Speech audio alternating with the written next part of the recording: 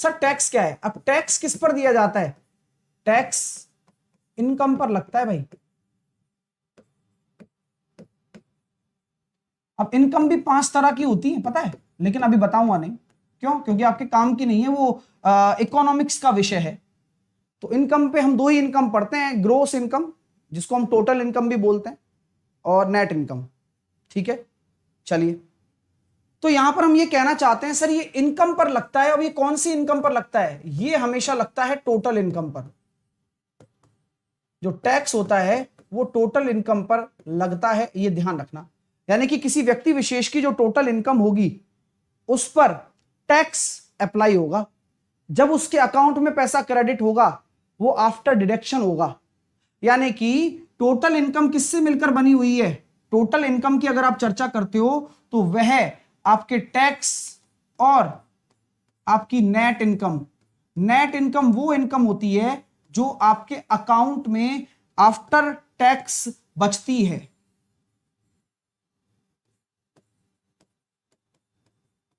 After tax deduction, यानी कि tax कटने के बाद में जो इनकम बचती है उसे ही हम क्या कहते हैं? नेट इनकम कहते हैं। ठीक है, चलिए। हाँ, एक बच्चा कह रहा है क्वेश्चन समझ में नहीं आता तो दोबारा बताया करो। अमित सिंह, अगर समझ में नहीं आता तो शुरू से पढ़ा करो और दोबारा रिपीट किया करो, है ना डियर? क्योंकि एक की वजह से थोड़ी बार बार बताते रहेंगे, तुम अब सब सामान लेने चले जाओगे, तुम्हारा ध्यान भटका रहेगा। तो हमेशा हर व्यक्ति को, विशेष को, यह ध्यान देना चाहिए कि मैं कितना गलत हूं। दूसरे की गलती ना देखें, क्योंकि दूसरे की गलती से आपका सिलेक्शन नहीं होगा।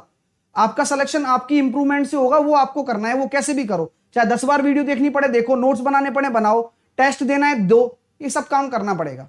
चलिए, तो अब हम आगे बात करते हैं। तो आफ्टर टैक्स डिडक्शन, तो अगर हम ये बात कर रहे हैं तो टैक्स रेट क्या होती है? तो परसेंटेज टैक्स क्या होगा, कोई बता सकता है?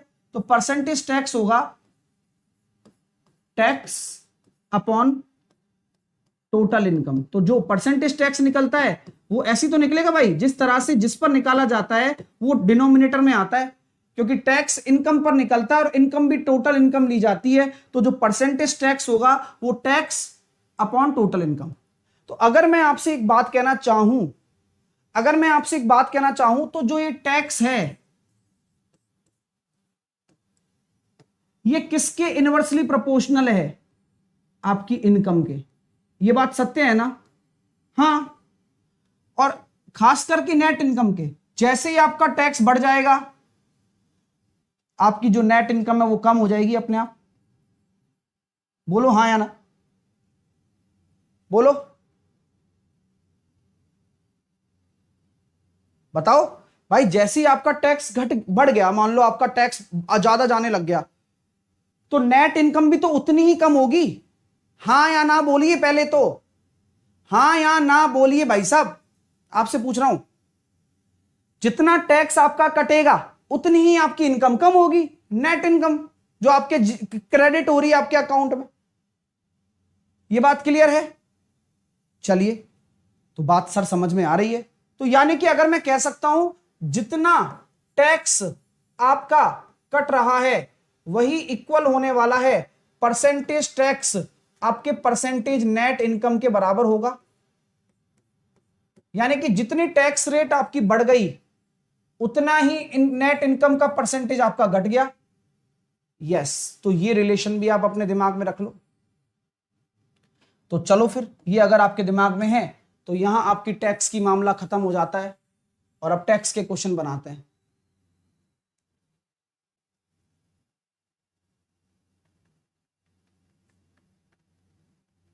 चलो, आंसर दीजिए। इनकम टैक्स रेट क्या होगा?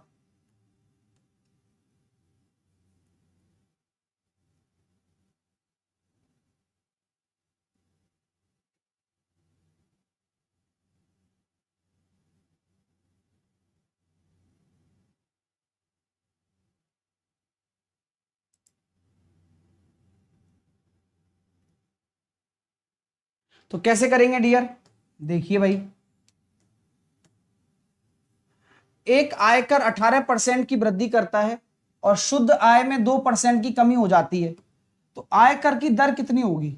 तो कहानी यही है कि जब आपकी टैक्स रेट में, टैक्स में 18% की वृद्धि हो रही है और वो बराबर ही तो होगी आपकी शुद्ध आय यानी कि नेट इनकम में 2% की कमी के, क्योंकि नेट इनकम का जो 2% है वो बराबर है टैक्स के 18% के। ये बात सही है सर?